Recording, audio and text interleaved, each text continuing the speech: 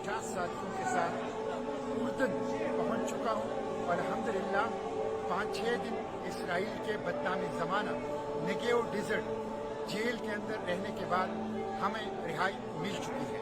इस दौरान हमारे हाथों में हथकड़ियाँ डाल के पीछे बांध दी गई, हमारे पाँव में बेड़ियाँ और जंजीरें डाल दी गई, हमारे आंखों पर पट्टियाँ बांधी गई, हमारे ऊपर कुत्ते छोड़े गए, हमारे ऊपर गन्स रखी गई और हमें बदतरीन किस्म का टॉर्चर किया गया। हमने 3 दिन भूख हड़ताल की अपने मुतालिबात के लिए।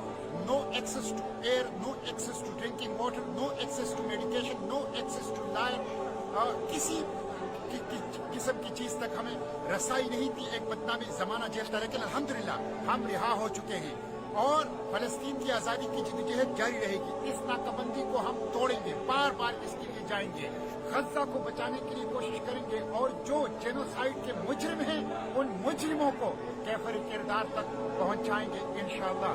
मुजाहिमत जारी रहेगी, अडियाला जेल से इसराइली जेलों तक फलस्तीन की आजादी की जद्दोजहद जारी रहेगी और मुजाहिमत की जद्दोजहद इंशाअल्लाह जारी रहेगी। जल्द आऊंगा पाकिस्तान और पूरी तफसील जो इस लोटेला की है और इसराइली जेलों की है आपको बताऊंगा।